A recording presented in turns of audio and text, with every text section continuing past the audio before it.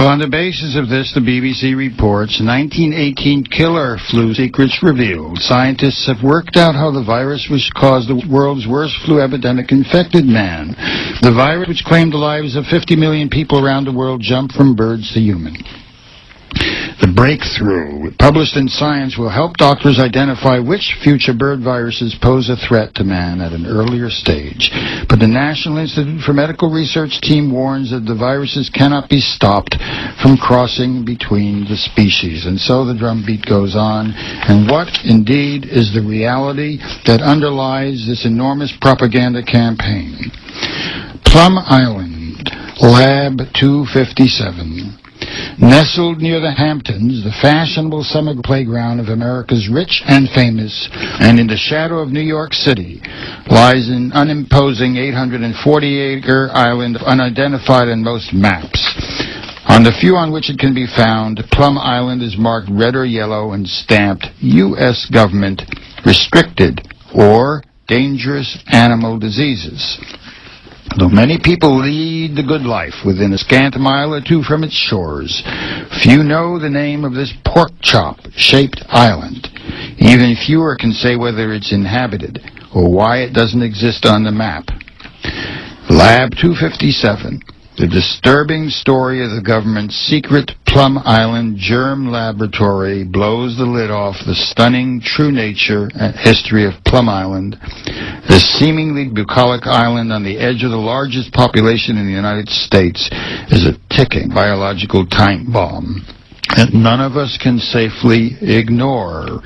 This is a report on the book by Michael Christopher Carroll, Lab 257, the disturbing story of the government's secret Plum Island Germ Laboratory, based on innumerable declassified government documents and scores of in-depth interviews.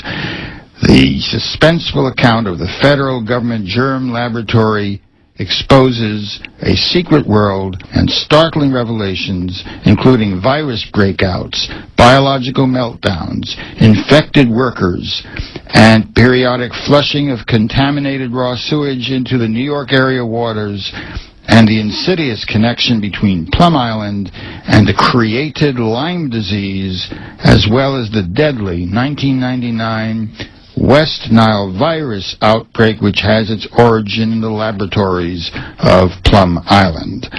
This work shows how the U.S. Department of Agriculture, which ran Plum Island for the last half-century, says it states far more than a wholesome grade A eggs and food pyramid. In fact, Plum Island's new owner, the Department of Homeland Security, has carried on with this work of creating viruses, of generating germs, of weaponizing for application throughout the world the biological agents that induce and cause pandemics.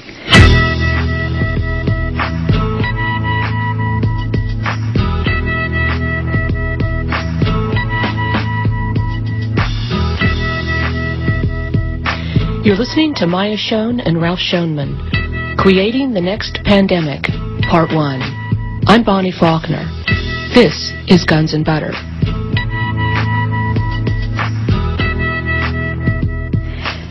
I was very interested to hear you mention Lab 257. I have a good friend who has a very bad case of Lyme's disease, and he showed me that book just a few weeks ago.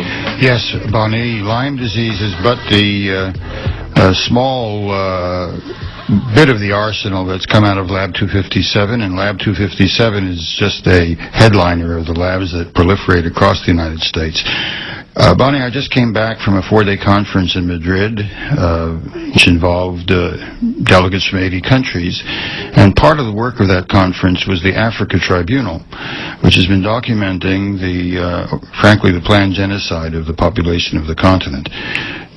Scientists and governments and health agencies now are projecting 90 million people to die of AIDS within the decade in Africa. This is a holocaust of the population of Africa, and part of the work that we have been in the process of developing includes the following. In 1987, the London Times published a front-page article in which they reported that a grid had been placed over the areas in Africa where the World Health Organization and the Center for Disease Control had imposed vaccination. In fact, these government agencies and private outsourced companies had made a deal with Mobutu in the Congo, and they'd actually leased huge areas of the Congo, and these programs of so-called vaccination were imposed upon the population. The London Times reports that when you placed a grid over the areas where these vaccinations occurred, there was a one-to-one correlation with the clusters of AIDS that emerged therein.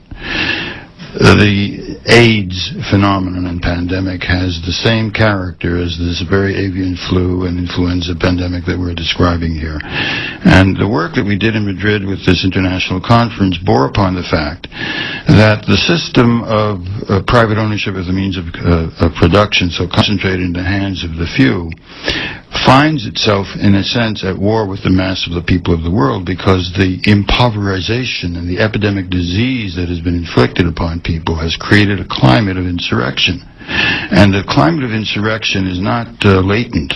It is blatant, because people feel helpless, hopeless, and without anywhere to turn but to reject the system that has done this to them. And the populations themselves are targeted, no less than our own people. This is not some arcane mystery or a matter of a few evil people in any given administration. It is a part of a process through which the system itself is pitted against the populations over which it exercises such exploitative control.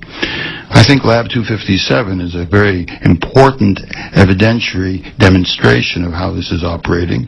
Leonard Cohen's book, Clouds of Secrecy, which you and I have discussed on air so many times, documents 40 years of this sort of thing, and in the very Bay Area where we live, trillions of bacilli and spores of brain and spinal meningitis were released on the Bay Area, and over something like a tenfold increase in those two diseases here.